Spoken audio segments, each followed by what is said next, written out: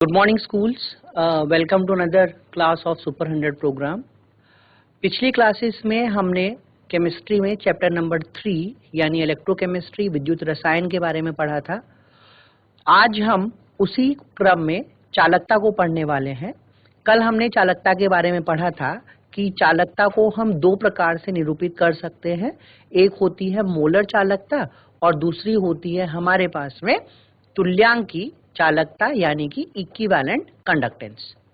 आज की क्लास में हम पढ़ने वाले हैं कि चालकता को कौन से कारक प्रभावित करेंगे और किस तरीके से हम स्ट्रॉन्ग इलेक्ट्रोलाइट और वीक इलेक्ट्रोलाइट के मध्य में उनको रिलेट कर पाते हैं। तो चलिए स्टार्ट करते हैं आज की क्लास कंडक्टेंस के साथ में।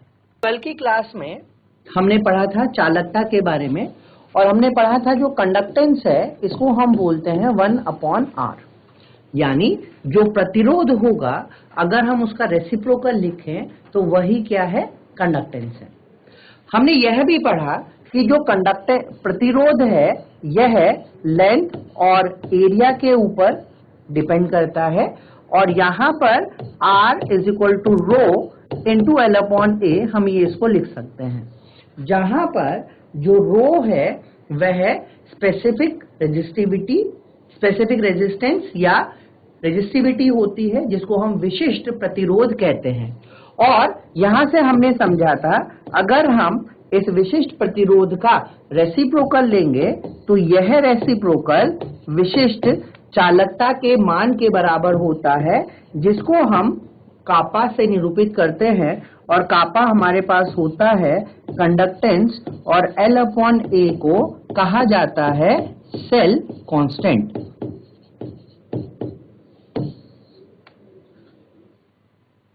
हमने ये भी पढ़ा था कि अगर हम किसी इलेक्ट्रोलाइट के बारे में समझें तो इलेक्ट्रोलाइट के मोलों की संख्या में उपस्थित आयन जो भी चालकता प्रदत्त करते हैं उस चालकता को मोलर चालकता कहा जाता है। तो लैम्डा m या डेल्टा m की वैल्यू हमने पढ़ी थी कापा इंटू 1000 अपॉन मोलैरिटी। तो एक मोल में उपस्थित आयनों की संख्या के द्वारा उत्पन्न चालकता को मोलर चालकता कहा जाता है। इसी प्रकार अगर हम यहाँ पर एक मोल की जगह 1 ग्राम इक्विवेलेंट यानी 1 ग्राम तुल्यांक की बात करेंगे तो वहां पर हमें जो चालकता मिलती है उसे हम तुल्यांकी चालकता कहते हैं। अगर हम यहाँ पर इनकी इकाई की बात करें तो मोलर चालकता की जो इकाई है वह ओम इनवर्स सेंटीमीटर स्क्वायर पर मोल होती है, वहीं तुल्यांकी चालकता की इकाई ओम इनवर्स सेंटीमीटर स्क्वायर पर ग्राम इक्विवेलेंट होती है। यहाँ तक हमने कल पढ़ा था और हमने यह भी समझा था कि अगर हम तनुता बढ़ाते हैं यानी अगर हम डाइल्यूशन करेंगे तो मोलर चालकता तथा तुल्यांकी चालकता भी बढ़ते हैं। परंतु डाइल्यूशन करने से जो number of ions per unit volume है यानी आयनों की संख्या प्रति इकाई आयतन कम होगी, इसलिए डाइल्यूशन करने से स्पेसिफिक कंडक्टिविटी यानी कापा का जो मान है वह घटता है। तो डाइल्यूशन अगर हम करते हैं तो डाइल्यूशन करने पर स्पेसिफिक कंडक्टिविटी कम होगी क्योंकि number of ions per unit volume कम हो जाते हैं। तो ये हम पिछली कक्षाओं में पढ़ चुके हैं। अब अगर हम यहाँ पर मोलर चालकता और तुल्यांकी चालकता का अनुपात लें, लैम्डा m और हम यहाँ पे लेने वाले हैं तुल्यांकी चालकता का अनुपात, तो ये हमारे पास हो जाएगा कापा इंटू 1000 अपॉन मोलैरिटी अपॉन कापा इंटू 1000 अपॉन नॉर्मेलिटी, जो n अपॉन m के बराबर होगा। हम जानते हैं नॉर्मेलिटी जो होती है वो मोलैरिटी इंटू n फैक्टर के बराबर आती है। तो यहां से हम लिख सकते हैं लैम्डा m और तुल्यांकी चालकता का जो अनुपात होगा वह n फैक्टर के बराबर होता है। n फैक्टर को हमने समझा है एसिड और बेस में। अगर हम एसिड की बात करेंगे तो जो उसकी क्षारकता है यानी कितने H एटम को वो विस्थापित कर सकता है वह उसका n फैक्टर होगा। अगर हम किसी बेस या क्षार में बात करें तो वह कितने OH माइनस आयन दे सकता है वह उसका n फैक्टर है। और अगर हम किसी आयनिक सॉलिड या लवण में बात करते हैं तो जो कुल धनावेश होता है वह n फैक्टर के बराबर होता है।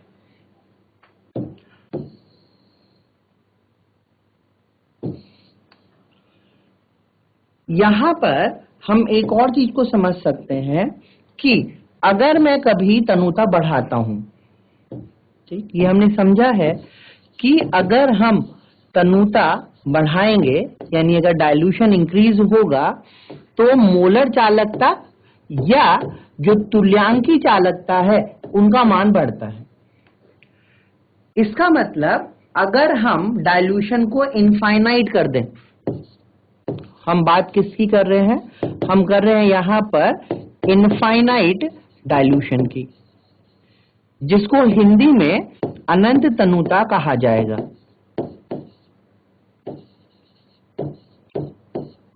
तो अगर हम किसी भी इलेक्ट्रोलाइट के लिए इनफाइनाइट डाइल्यूशन यूज करें तो इसका मतलब उसकी जो मोलर चालकता या तुल्यांकी चालकता का जो मान है वह क्या होगा, वो अधिकतम होगा। तो यहां पर तुल्यांकी चालकता और मोलर चालकता का मान अधिकतम होता है और इस प्रकार की जो चालकता हमें मिलती है उसको हम इस तरीके से निरूपित करते हैं। तो ये इन्फिनिटी जब लग गया तो इन्फिनिटी का मतलब हुआ यह इनफाइनाइट डाइल्यूशन यानी अनंत तनुता पर मोलर चालकता तथा तुल्यांकी चालकता को निरूपित करता है।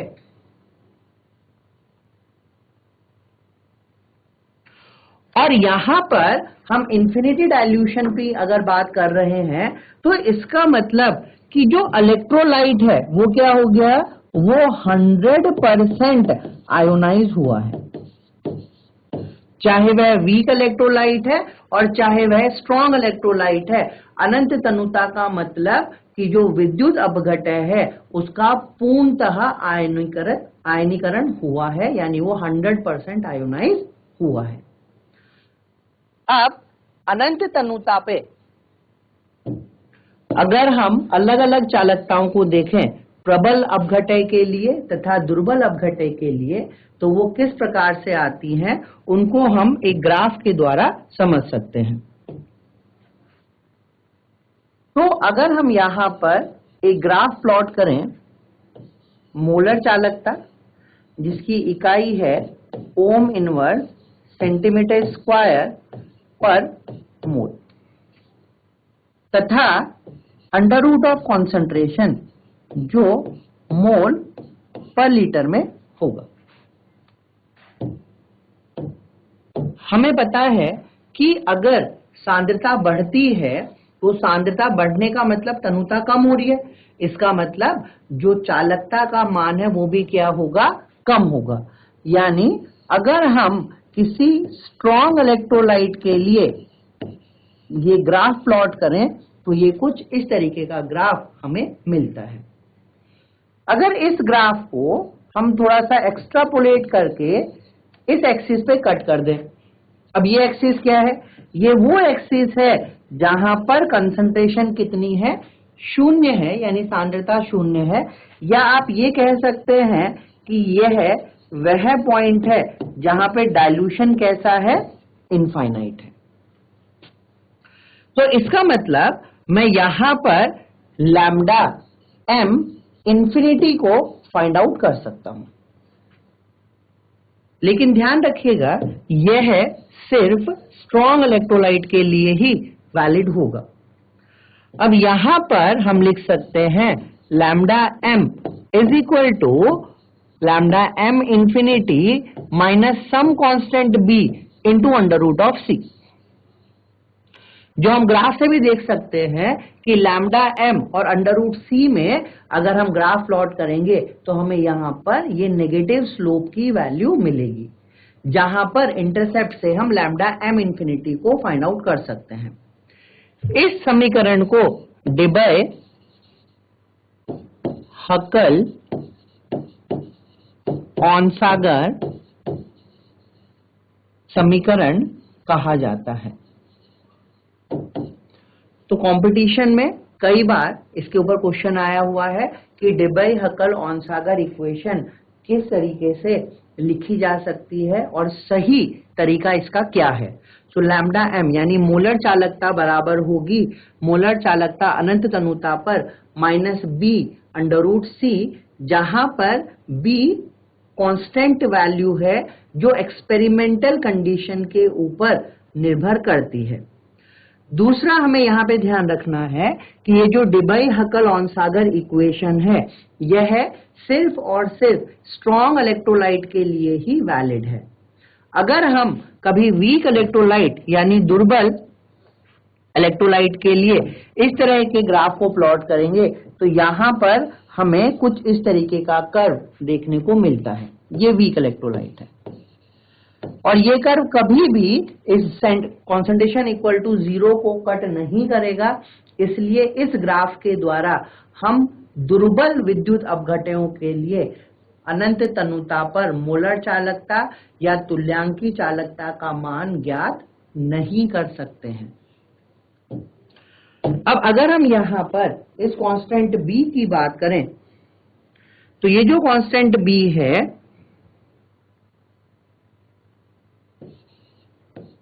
ये बराबर होता है a plus b lambda m infinity. अब ये जो a है यह होता है 82.4 upon dt to the power 1/2 eta, और जो b है इसका मान होता है 8.20 into 10 to the power 5 upon dt to the power 3/2। यहां पर जो d है यह डाई इलेक्ट्रिक कांस्टेंट होता है जिसको हम पर विद्युत स्थिरांक कहेंगे।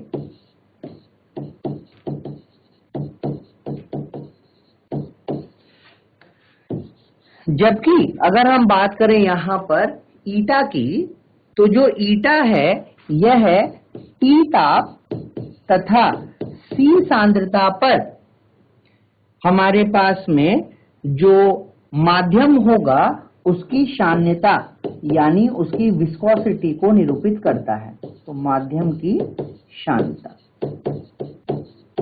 जिसको हम लिख सकते हैं विस्कोसिटी। तो इस तरीके से हम यहाँ पर स्ट्रॉन्ग इलेक्ट्रोलाइट के लिए इस ग्राफ को एक्सट्रापोलेट करके लैम्डा m इंफिनिटी की वैल्यू का मान ज्ञात कर सकते हैं। लेकिन अगर हमें कभी कोई वीक इलेक्ट्रोलाइट दिया हुआ है, वीक इलेक्ट्रोलाइट का मतलब जैसे आपके पास में NH4OH है, एसिटिक एसिड है, AgCl है इत्यादि, तो यहां पर इनके लिए लैम्डा m इंफिनिटी या लैम्डा eq इंफिनिटी का मान ज्ञात करने के लिए एक नियम का उपयोग किया जाता है जिसे कॉर्लाश का नियम कहते हैं। तो नेक्स्ट है हमारे पास में कॉर्लाश का नियम।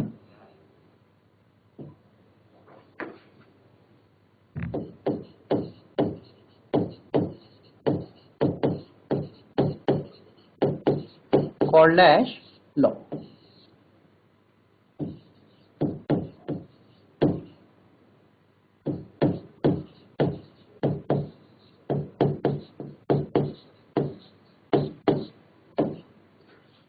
अगर हम इस नियम को समझें तो इस नियम के अनुसार अगर इसका स्टेटमेंट लिखें तो अनंत तनुता पर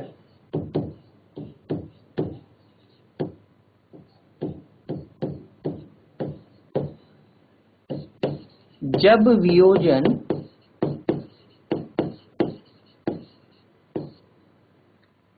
पूर्ण होता है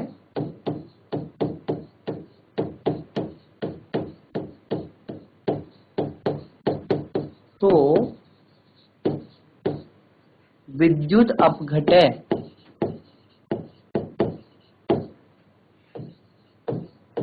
की तुल्यांकी चालकता में प्रत्येक आयन अपना निश्चित योगदान देता है।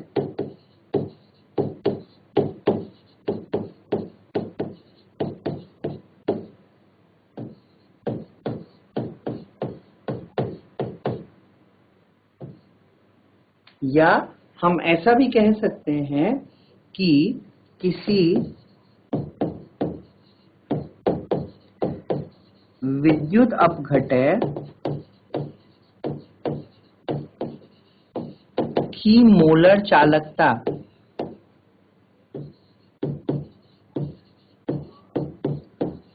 अनंत तनुता पर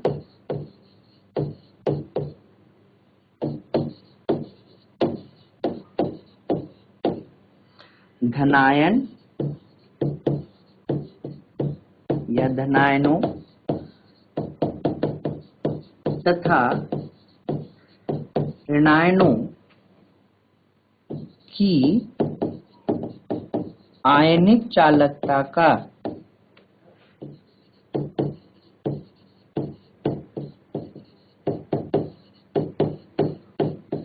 योग होती है। इसका मतलब अगर मैं यहां पर लैम्डा m इंफिनिटी को फाइंड आउट करता हूं तो ये हो जाएगा n plus lambda infinity plus n minus lambda infinity, जहां पर लैम्डा इंफिनिटी मोलर चालकता को तथा n प्लस इकाई सूत्र में वियोजन के पश्चात बनने वाले कैटायनों की संख्या तथा n माइनस इकाई सूत्र में वियोजन के पश्चात बनने वाले ऋणायनों की संख्या को प्रदर्शित करता है। तो हम कह सकते हैं at infinite dilution when dissociation takes place the equivalent conductance of an electrolyte each ion contribute towards it, or we can say that at infinite dilution the molar conductance of an electrolyte is the sum of ionic conductance of cation and anion. Example के लिए अगर हम समझे NaCl के लिए तो NaCl वियोजित होकर Na plus और Cl माइनस देगा। यानी अगर हमें कभी NaCl के लिए इनफाइनाइट डाइल्यूशन पर मोलर चालकता का मान ज्ञात करना है तो ये होगा हमारे लिए Na plus plus lambda infinity of Cl minus. इसी प्रकार से अगर हम यहां पर एल्युमिनियम सल्फेट की बात करें तो एल्युमिनियम सल्फेट वियोजित होकर 2 एल्युमिनियम आयन और 3 सल्फेट आयन देता है। तो अगर हमें अभी इसकी तुल्यांकी चालकता को निकालना है तो यह बराबर हो जाएगा तुल्यांकी चालकता ऑफ एल्युमिनियम 3 प्लस प्लस तुल्यांकी चालकता किसकी, सल्फेट आयन की।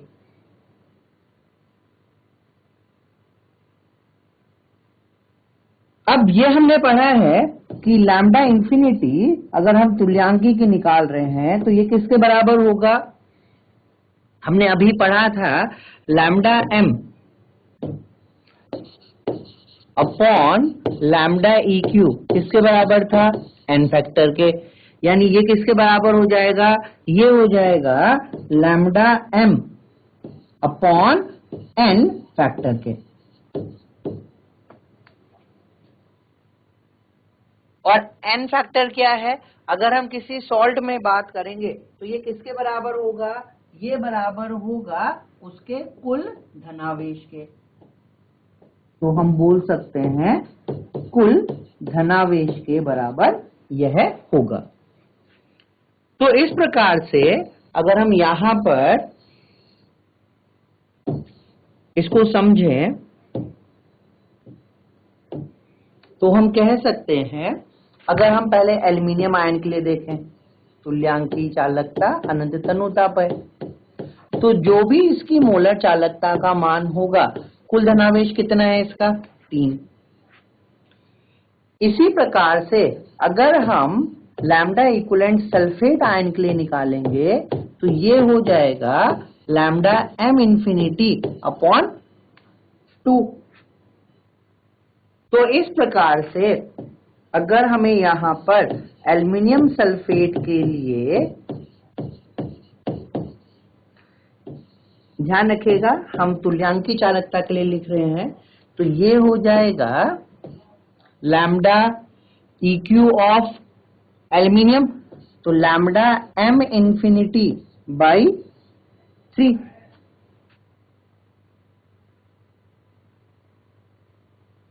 Plus lambda m infinity by 2। ये किसकी वजह से आया? ये लैम्डा m इंफिनिटी हमारे पास आया एल्युमिनियम आयन की वजह से, और ये हमारे पास आएगा यहाँ पर सल्फेट आयन की वजह से। तो अगर हम यहाँ पे इनका एलसीएम लेते हैं तो हम लिख सकते हैं 2 lambda infinity aluminium 3 plus 3 lambda infinity molar sulphate ion. तो इस प्रकार से हम यहाँ पर लैम्डा तुल्यांकी चालकता अनंत तनुता पर तथा मोलर चालकता अनंत तनुता पर ज्ञात कर सकते हैं।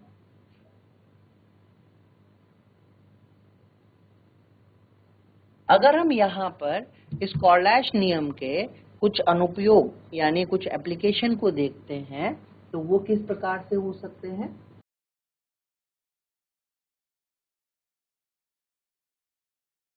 So let's talk about applications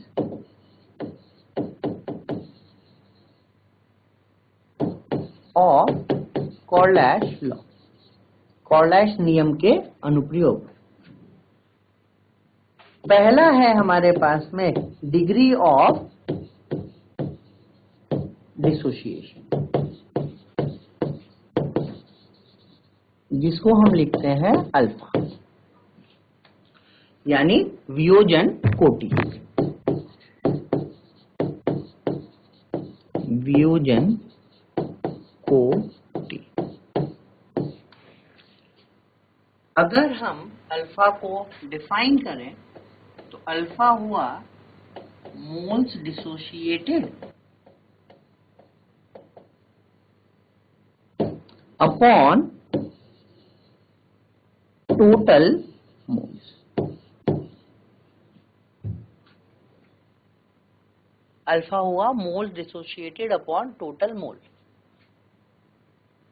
हम ऐसा अब इसको अगर चालकता के रूप में समझें तो हम लिख सकते हैं, देखिए किसी भी विद्युत अपघटय के लिए जो कुल चालकता मान होगी वो अधिकतम कब होता है? जब हम उसको लिखते हैं लैम्डा m इंफिनिटी। और किसी अगर पर्टिकुलर सांद्रता पे हम उसको फाइंड आउट करेंगे तो उसको हम लिखेंगे lambda mc।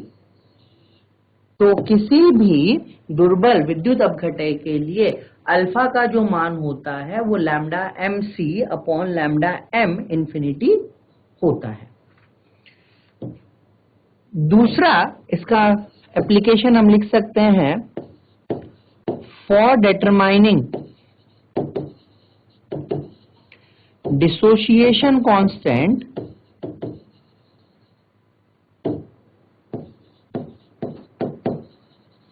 Of weak acid, यानी दुर्बल अम्ल के लिए वियोजन स्थिरांक।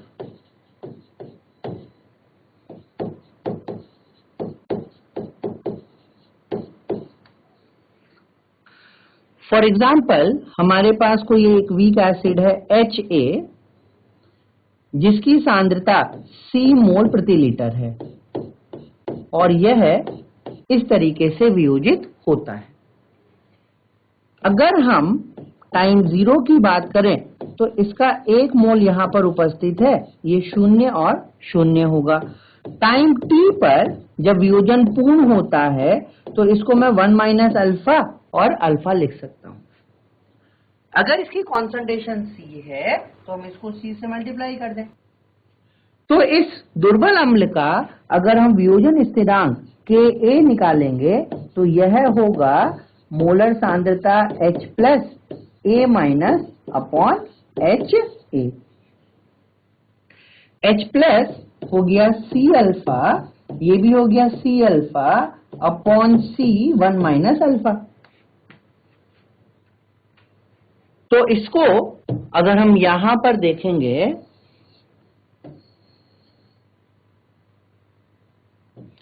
तो मेरे पास Ka का मान आ जाएगा C alpha square upon 1 minus alpha. तो ये हमें यहां पर वियोजन स्थिरांक मिला, किसके लिए? दुर्बल अम्ल के लिए। अब अल्फा की वैल्यू कितनी है ये हमने अभी फाइंड आउट किया था। अल्फा हो जाएगा मोलर सांद्रता किसी निश्चित मोलर चालकता किसी निश्चित सांद्रता पर बटे मोलर चालकता अनंत तनुता पर। तो यहां पर Ka हमारे पास आ जाएगा C lambda m upon lambda infinity का square upon 1 minus lambda m upon lambda m infinity. तो अगर मुझे यहां पर मोलर चालकता किसी सांद्रता पर और यहां पर हमें किसी अनंत तनुता पर पता है तो हम यहां पर वियोजन स्थिरांक तथा वियोजन की कोटि का मान ज्ञात कर सकते हैं।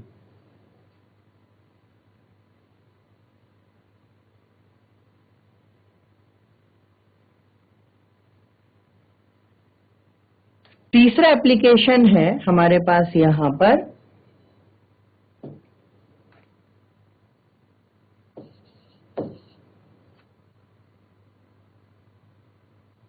अल्प विलय लवणों की विलयता का निर्धारण, that is determination of solubility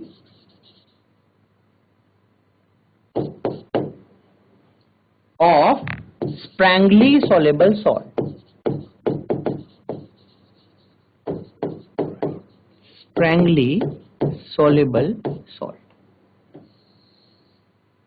अर्थात अल्प विलय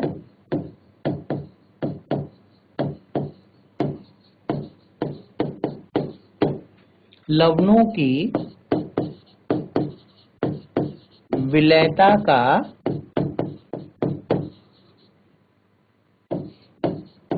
निर्धारण।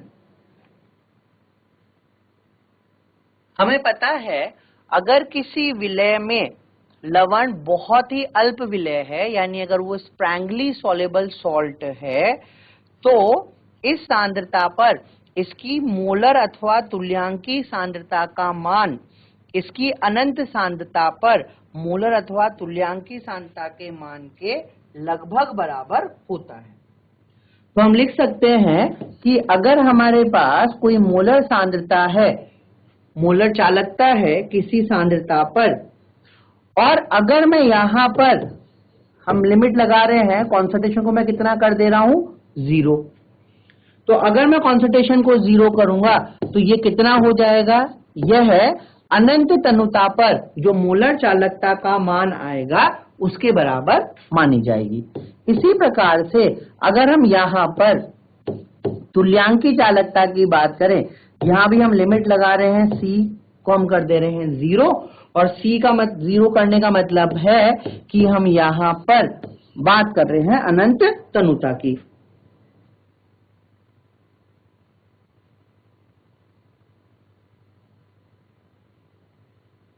तो अब हम यहां से अगर मोलर चालकता को ज्ञात करेंगे तो ये हो जाएगा लैम्डा m इंफिनिटी।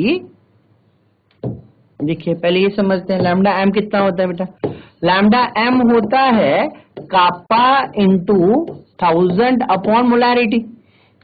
अब अगर हम लैम्डा m को लैम्डा m इंफिनिटी कर देंगे तो ये जो मोलारिटी है ये किस में चेंज हो जाएगी, ये चेंज हो जाएगी सॉल्युबिलिटी में। चेंज होने का मतलब कि अनंत तनुता पर जो इस अल्प विलय लवण की मोलरता होगी वही विलयता का मान होगा।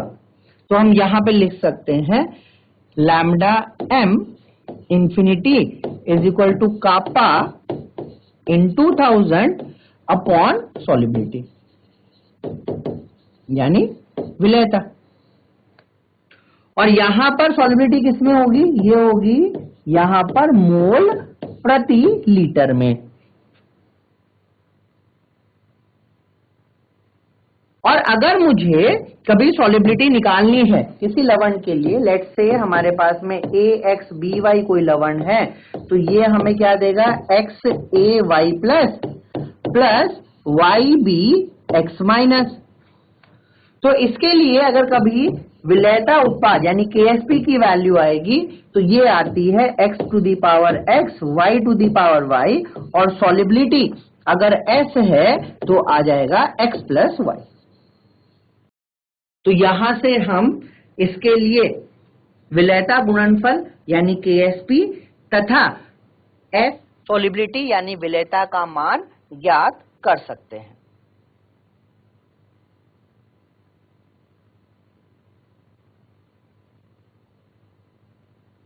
तो ये कुछ एप्लीकेशन पार्ट हुआ किसका, कॉर्लैश लॉ का। चौथा और इम्पोर्टेंट जो इसका एप्लीकेशन पार्ट है वो है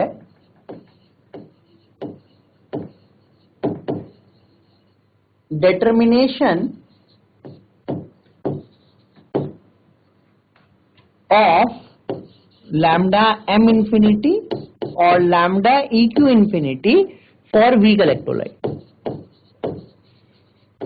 फॉर वीक इलेक्ट्रोलाइट यानी दुर्बल विद्युत अपघटय के लिए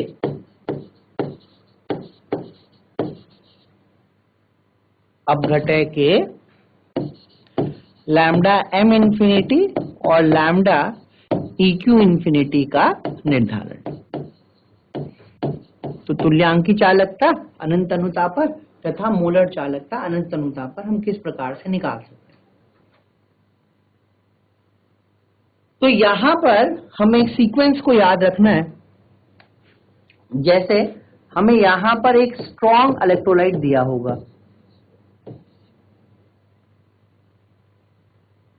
स्ट्रॉन्ग इलेक्ट्रोलाइट,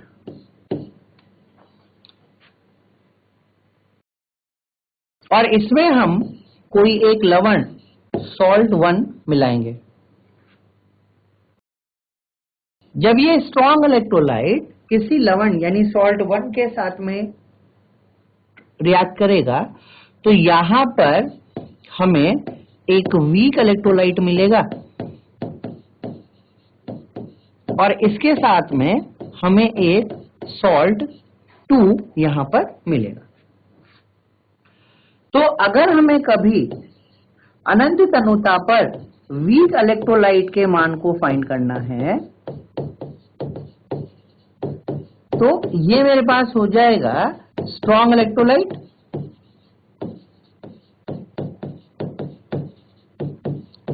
प्लस सॉल्ट 1 में इन दोनों की चालकता का मान, और उसमें से हम सॉल्ट 2 की जो चालकता का मान है उसको माइनस कर देंगे। एग्जाम्पल समझिए, जैसे हमें कहा गया कि हमारे पास सोडियम एसीटेट है CH3COONA, ये एक सॉल्ट 1 हुआ, और एक स्ट्रॉन्ग इलेक्ट्रोलाइट है HCl। तो हमने एक स्ट्रॉन्ग इलेक्ट्रोलाइट HCl को एक सॉल्ट 1 सोडियम एसीटेट के साथ में मिलाया। जब हम अभिक्रिया करेंगे तो हमें यहां पर एसिटिक एसिड प्राप्त होगा और उसके साथ में NaCl प्राप्त होगा। तो अगर मुझे कभी कहा जाए कि एसिटिक एसिड के लिए चालकता का मान ज्ञात कीजिए, तो मैं क्या करूंगा, HCl और सोडियम एसीटेट की चालकता को जोड़ दूंगा और उसमें से NaCl की चालकता को घटा दूंगा। तो मेरे पास में यहां पर lambda infinity of acetic acid किसके बराबर हो जाएगा? It will be lambda infinity of HCl plus lambda infinity of CH3CONA minus lambda infinity of NaCl। तो इस प्रकार से किसी दुर्बल विद्युत अपघटय के लिए हम अनंत तनुता पर मोलर चालकता तथा तुल्यांकी चालकता के मान को ज्ञात कर सकते हैं। और ये क्वेश्चन कई बार रिपीट हुआ है कॉम्पिटिशन्स में। इस साल नीट के पेपर में भी आया था और एनसीईआरटी में भी बहुत सारे एग्जाम्पल्स इसके दिए हुए हैं। तो ये हमने पढ़ा समझा यहाँ पर एप्लीकेशंस ऑफ कॉर्लैश लॉ। तो ध्यान रखिएगा, कॉर्लैश लॉ जो दुर्बल विद्युत अपघटय होते हैं उनकी अनंत तनुता पर चालकता, चाहे वह मोलर है या तुल्यांकी है, उसके मान को निर्धारण करने के लिए उपयोग में आता है। कॉर्लैश के नियम के अनुसार हर एक आयन चालकता के लिए कंट्रीब्यूट करेगा। अगर हमें कॉर्लैश लॉ पता है तो हम कॉर्लैश लॉ का अनुप्रयोग करके वियोजन कोटि यानी डिग्री ऑफ डिसोसिएशन, वियोजन स्थिरांक यानी डिग्री डिसोसिएशन कांस्टेंट, सॉल्युबिलिटी यानी विलेयता और दुर्बल विद्युत अपघटय के लिए इनफाइनाइट डाइल्यूशन पर चालकता के मान को ज्ञात कर सकते हैं।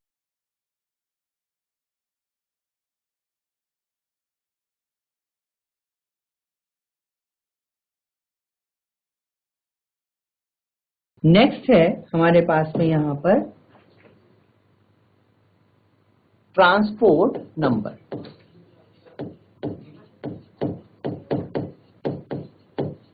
ट्रांसपोर्ट नंबर जिसको अभिगमनांक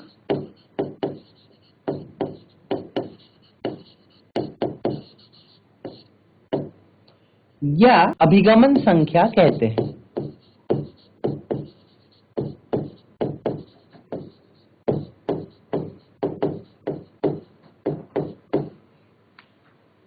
अब ये ट्रांसपोर्ट नंबर, अभिगमनांक या अभिगमन संख्या क्या हो सकता है?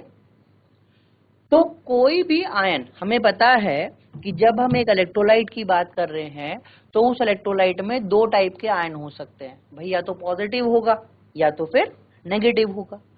पॉजिटिव अपना कंट्रीब्यूशन कर रहा है और नेगेटिव अपना कंट्रीब्यूशन कर रहा है। ये हमने कॉर्लैश के नियम से भी समझा है। अब कुल करंट में यानी कुल विद्युत धारा में पॉजिटिव कितना कंट्रीब्यूट करेगा या नेगेटिव कितना कंट्रीब्यूट करेगा, अगर हम उसका इंडिविजुअल कंट्रीब्यूशन निकालें तो उसी को क्या कहा जाएगा? ट्रांसपोर्ट नंबर या अभिगमन संख्या कहा जाता है। यानी हम अगर डेफिनेशन की बात करें तो हम यहां पे लिख सकते हैं विद्युत धारा का वह भाग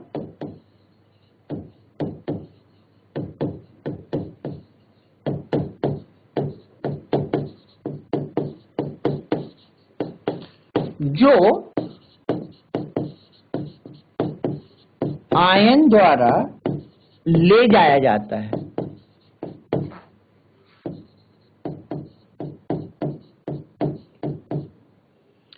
अभिगमन संख्या कहलाता है। So the contribution, or we can say the part of electric current transport by respective ion is what known as transport number. तो अगर हम यहाँ पर ट्रांसपोर्ट नंबर की बात करें, टीसी हम क्या लिख रहे हैं, टीसी मतलब हुआ ट्रांसपोर्ट नंबर ऑफ कैटायन यानी धनायन, और टी ए में लिख सकता हूं ट्रांसपोर्ट नंबर ऑफ एनायन, या इसको मैं टी माइनस भी लिख सकता हूं। तो हम यहां पे लिख सकते हैं टी प्लस का मतलब हुआ पॉजिटिव आयन द्वारा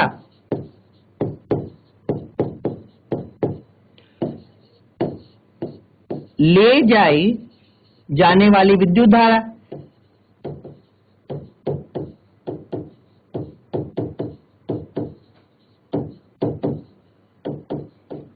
अपॉन उपलब्ध कुल विद्युत धारा। भाई फ्रैक्शन हमने समझा है, फ्रैक्शन हम ऐसे ही फाइंड आउट करते हैं, यानी मैं इसको लिख सकता हूं I plus upon I plus plus I minus, अगर हम I प्लस को क्या मान रहे हैं, यहां पर विद्युत धारा मान रहे हैं। इसी तरीके से अगर हम एनायन की बात करेंगे तो ये हो जाएगा I minus I plus plus I minus, यानी कैटायन एनायन इस तरीके से। तो इसका मतलब क्योंकि ये दो प्रभाज की बात कर रहे हैं, तो अगर हम ट्रांसपोर्ट आयन कैटायन और एनायन को मिला देंगे तो ये कितना हो जाएगा, ये हो जाएगा इक्वल टू 1। यहां पर हमें कुछ पॉइंट्स का ध्यान रखना है, जैसे अगर हम कंसंट्रेशन बढ़ाएंगे तो ट्रांसपोर्ट नंबर कम हो जाता है।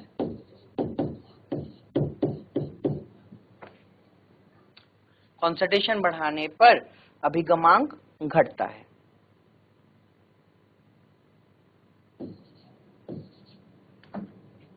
इसके अलावा अगर हमारे पास में 1:1 इलेक्ट्रोलाइट है, 1:1 इलेक्ट्रोलाइट का मतलब क्या हुआ, जैसे NaCl, KCl इत्यादि। तो अगर हमारे पास 1:1 इलेक्ट्रोलाइट है, NaCl, KCl इत्यादि, तो ध्यान रखिएगा, अब अगर हम कह रहे हैं कि यदि ट्रांसपोर्ट नंबर 0.5 से अधिक है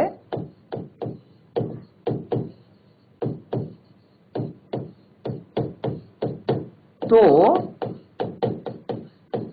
टेम्परेचर बढ़ाने पर यह घटता है, परंतु अगर ये ट्रांसपोर्ट नंबर लेस देन 0.5 है तो टेम्परेचर बढ़ाने पर यह 0.5 मान की ओर अग्रसर होता है।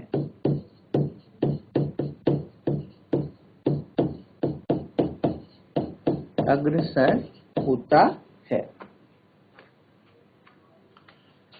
तो अगर हम किसी 1:1 वाले इलेक्ट्रोलाइट को देखें, जिसमें जितने पॉजिटिव हैं उतने ही नेगेटिव भी हैं, तो यहां पर कि उनका हाफ ऑफ कंट्रीब्यूशन है, यानी 50% है, तो एक का मान कितना होगा 0.5, दूसरे का मान भी कितना होगा 0.5। तो अगर ये ट्रांसपोर्ट नंबर 0.5 से ज्यादा हो जाए तो टेम्परेचर बढ़ाने पर ये धीरे धीरे करके 0.5 की तरफ आना शुरू करेगा, यानी ये कम होगा। लेकिन अगर ये 0.5 से ज्यादा है तो टेम्परेचर बढ़ाने पर यह धीरे धीरे करके 0.5 की तरफ बढ़ना शुरू होता है। दूसरा इंपॉर्टेंट पॉइंट ये है कि जब हम सांद्रता बढ़ाएंगे तो सांद्रता बढ़ाने से ट्रांसपोर्ट नंबर यानी इनकी जो आयनिक मोबिलिटी है वो क्या हो जाएगी, कम होगी, इसलिए ट्रांसपोर्ट नंबर भी कम होता है।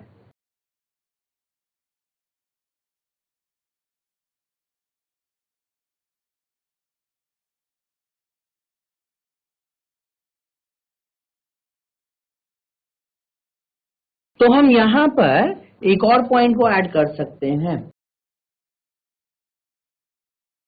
कि नेगेटिव में, यानी अगर आपके पास में नेगेटिव आयंस हैं यानी ऋणायन हैं,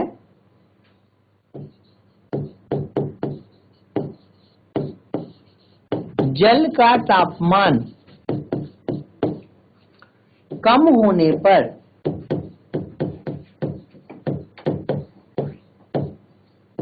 ट्रांसपोर्ट नंबर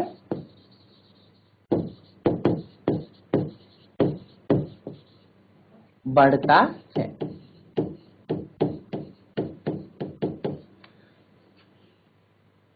फॉर एग्जाम्पल, अगर हम यहां पर LiCl, NaCl, KCl की बात करें तो यहां पर Li प्लस आयन होगा, यहां पर Na प्लस आयन होगा और यहां पर K प्लस आयन हमें जल में यहां पे मिलने वाले हैं।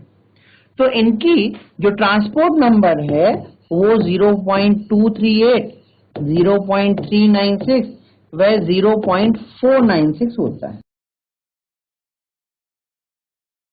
और यहां पर अगर हम इनकी आयनिक मोबिलिटी को देखें तो ये हमने पिछली कक्षाओं में पढ़ा है कि कैटायन का साइज जितना छोटा होगा, इसका मतलब ज्यादा से ज्यादा वाटर मॉलिक्यूल उसको घेर पाएंगे, तो उसके हाइड्रेटेड आयन का साइज बड़ा हो जाता है। और चूंकि हाइड्रोजन आयन का हाइड्रेटेड आयन का साइज बड़ा हो गया, इसलिए उसकी आयनिक मोबिलिटी क्या होगी, कम हो जाएगी। तो यहां पर अगर हम देखें तो लिथियम प्लस की जो आयनिक मोबिलिटी है वो Na प्लस से कम है और उसकी K प्लस से भी कम है।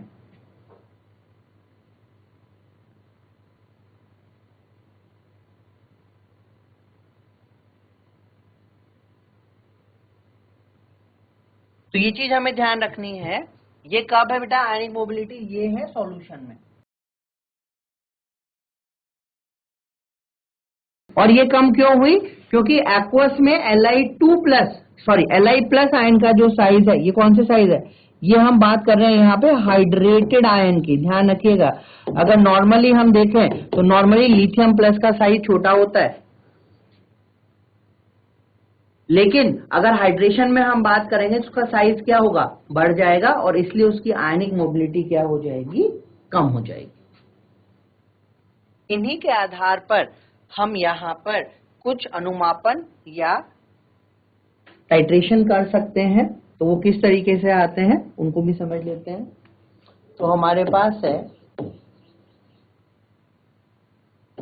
कंडक्टोमेट्रिक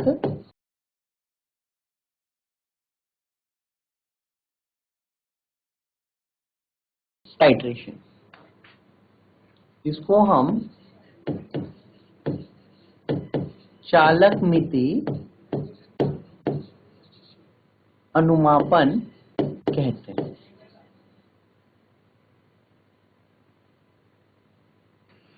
तो अगर हम कभी एसिड बेस की टाइट्रेशन कर रहे हैं और अगर एसिड बेस की टाइट्रेशन में कंडक्टेंस चेंज हो रही है या किसी इक्विवेलेंट पॉइंट पे, इक्विवेलेंट पॉइंट मतलब तुल्यांक बिंदु पर हमें कोई बहुत ही शार्प चेंज वहां पे मिलेगा, तो उसके लिए हम टाइट्रेशन में एक पर्टिकुलर पॉइंट को डिटरमाइन करेंगे और वो पर्टिकुलर पॉइंट हमें वहां पर तुल्यांक बिंदु की गणना करने के लिए हेल्प करेगा, यानी इक्विवेलेंट पॉइंट निकालने के लिए हेल्प करेगा।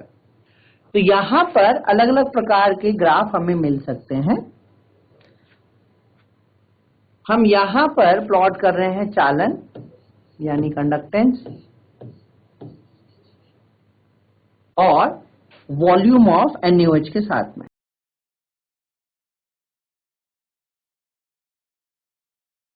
अगर हम यहां पर स्ट्रॉन्ग एसिड और स्ट्रॉन्ग बेस की टाइट्रेशन करें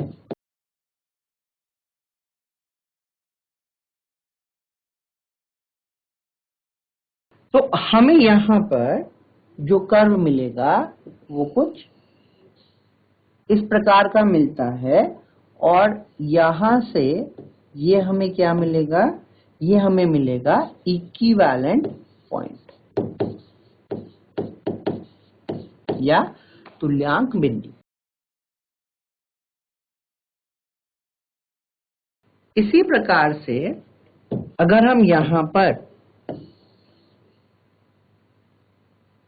एक स्ट्रॉन्ग एसिड तथा वीक बेस में ग्राफ को देख रहे हैं, तो ये हम वीक बेस लेते हैं अमोनियम हाइड्रोक्साइड। यहां पे हम ले रहे हैं कंडक्टेंस यानी चालन। तो यहां पर जो हमें ग्राफ मिलता है वो कुछ इस प्रकार का मिलता है। तो इसको हम यहाँ पे थोड़ा सा एक्स्ट्रापोलेट करेंगे और एक्स्ट्रापोलेट करके हम यहाँ पर जो इक्विवेलेंट पॉइंट है उसका निर्धारण कर सकते हैं।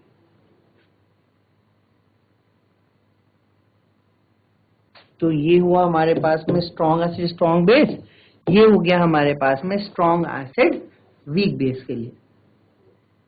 अब इसी प्रकार से अगर हम यहाँ पर वीक एसिड स्ट्रॉन्ग बेस की बात करें, इसको भी समझ लेते हैं। हमारे पास है यहाँ पर, ये हो गया चालन और हम ले रहे हैं यहाँ पे स्ट्रॉन्ग बेस, यानी ये है हमारे पास में वीक एसिड स्ट्रॉन्ग बेस के लिए। तो यहां पर हम क्या देखते हैं कि धीरे धीरे करके पहले चालन बढ़ता है और फिर ये चालन एक शार्प पॉइंट को एक्वायर करेगा, जिसको हम यहां पर इक्विवेलेंट पॉइंट कहेंगे। तो ये जो मुझे यहां पर बिंदु मिल रहा है ये क्या है, ये इसका इक्विवेलेंट पॉइंट है। इसी प्रकार से अगर हम एक वीक एसिड और वीक बेस के लिए कभी इसको प्लॉट करते हैं, वीक बेस, जैसे हम यहाँ पे ले रहे हैं वॉल्यूम ऑफ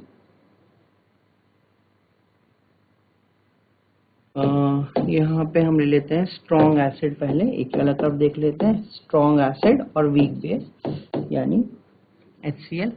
यहाँ पे हमें करना है कंडक्टेंस, तो हमें जो ग्राफ मिलेगा वो कुछ इस प्रकार से होगा और ये हमें यहाँ पर इसका इक्विवेलेंस पॉइंट बताएगा।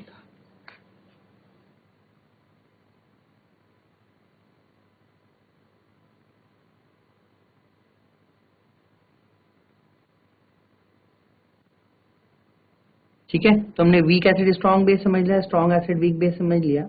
अब ऐसे ही अगर हम यहाँ पर एक फाइनल ग्राफ प्लॉट कर रहे हैं weak acid and weak base में, तो पहले चालन बढ़ता है और उसके बाद वो एक कांस्टेंट वैल्यू को अटेन करता है। यहाँ पे हम लेते हैं वॉल्यूम ऑफ NH4OH, तो ये मुझे यहाँ पर इक्विवेलेंस पॉइंट के बारे में बताएगा। तो इस प्रकार से अलग अलग एसिड और बेस को हम यहाँ पे प्लॉट कर सकते हैं। एक और समझ लेते हैं, अगर मेरे पास वीक एसिड है और स्ट्रॉन्ग बेस है, और वीक एसिड स्ट्रॉन्ग बेस का जो मिक्सचर है इसमें मैं स्ट्रॉन्ग बेस को ऐड करता हूं। ठीक है, अभी तक हमने जो समझा उसमें सिर्फ एक ही एसिड और एक ही बेस है, लेकिन यहां पर हमने ऑलरेडी एक वीक एसिड और स्ट्रॉन्ग बेस का मिश्रण बनाया हुआ है। अगर आप ध्यान करें तो इस मिश्रण को हम बफर विलयन कहेंगे, और इसमें अगर मैं स्ट्रॉन्ग बेस ऐड करूंगा तो मुझे यहाँ पर जो वॉल्यूम मिलेगी वो कुछ इस पॉइंट पे आके मिलेगी, जिसको मैं V1 और V2 से निरूपित कर सकता हूं।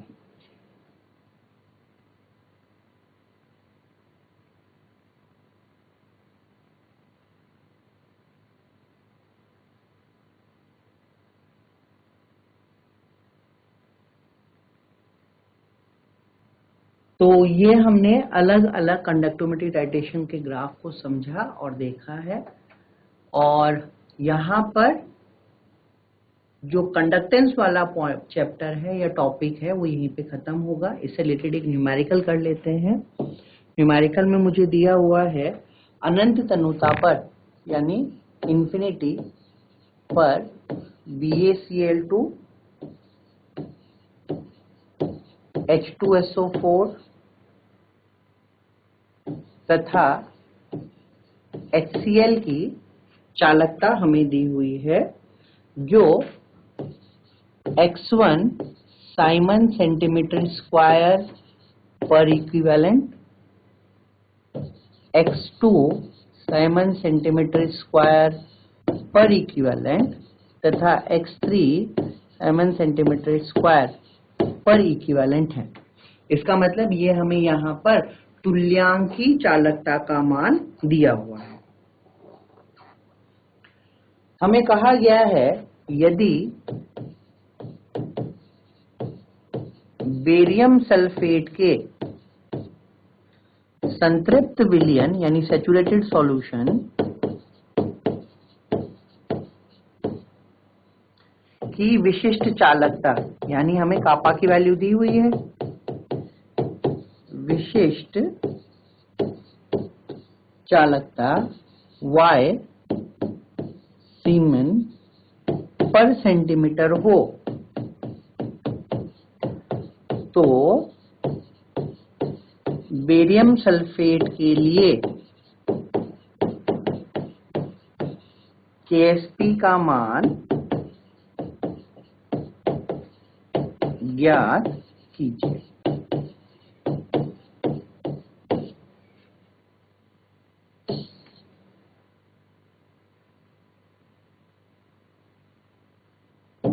अब बेरियम सल्फेट यानी मैं ऐसे लिख सकता हूं कि अगर मुझे चालकता निकालनी है बेरियम सल्फेट की, तो ये बराबर हो जाएगा चालकता किसकी, बेरियम क्लोराइड की, प्लस H2SO4 की माइनस HCl की। लेकिन HCl कितने बनेंगे, यहाँ पे 2 बनेंगे। भाई अगर हम यहाँ पर इसकी रिएक्शन को देखें तो barium chloride plus H2SO4 BaCl2 plus H2SO4 से हमें मिला BaSO4 प्लस 2HCl। तो ये कुछ वैसा ही है, हमारे पास में एक स्ट्रॉन्ग इलेक्ट्रोलाइट है, एक सॉल्ट 1 है, तो क्या बनेगा, एक सॉल्ट 2 बनेगा और एक वीक इलेक्ट्रोलाइट बनेगा। तो ये हमारे पास आ जाएगा यहाँ पर X1 plus X2 minus 2X3। अब अगर हम यहाँ पर मोलर चालकता निकालेंगे बेरियम सल्फेट की, तो ये हमारे पास हो जाएगा 1000 इंटू कापा अपॉन नॉर्मलता, क्योंकि हमें यहाँ पर इक्विवेलेंट कंडक्टेंस दी हुई है। तो यहां से हमारे पास में नॉर्मेलिटी आ जाएगी 1000 इंटू कापा अपॉन BaSO4। तो ये हमारे पास हो जाएगा 1000 और इससे कितनी दी हुई है Y अपॉन, ये कितना हो गया बेटा, ये हो जाएगा X1 plus X2 minus 2X3। अब अगर हम बेरियम सल्फेट के लिए मोलरता को फाइंड आउट करेंगे, तो बेरियम सल्फेट की मोलारिटी क्या हो जाएगी, ये हो जाएगी नॉर्मेलिटी बाई 2। तो इसको मैं लिख सकता हूं 10⁻³ upon 2 into X1 plus X2 minus 2X3। तो यहां से मुझे मोलरता का मान मिल गया। अब मुझे क्या निकालना है, मुझे निकालना है यहाँ पे Ksp।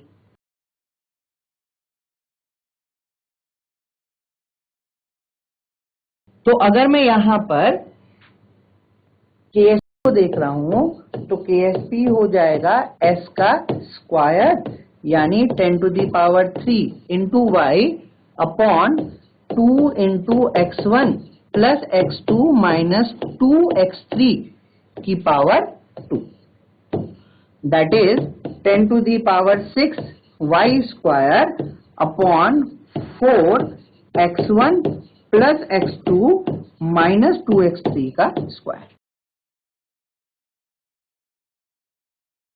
तो इस तरीके से हमने समझा कि हम कॉलैश लॉ को यूज करके किस प्रकार से सॉल्युबिलिटी, विलेयता या KSP के मान को ज्ञात कर सकते हैं। तो इलेक्ट्रोकेमिस्ट्री में जो चालकता वाला यानी कंडक्टेंस वाला टॉपिक है ये यहीं पे समाप्त होता है।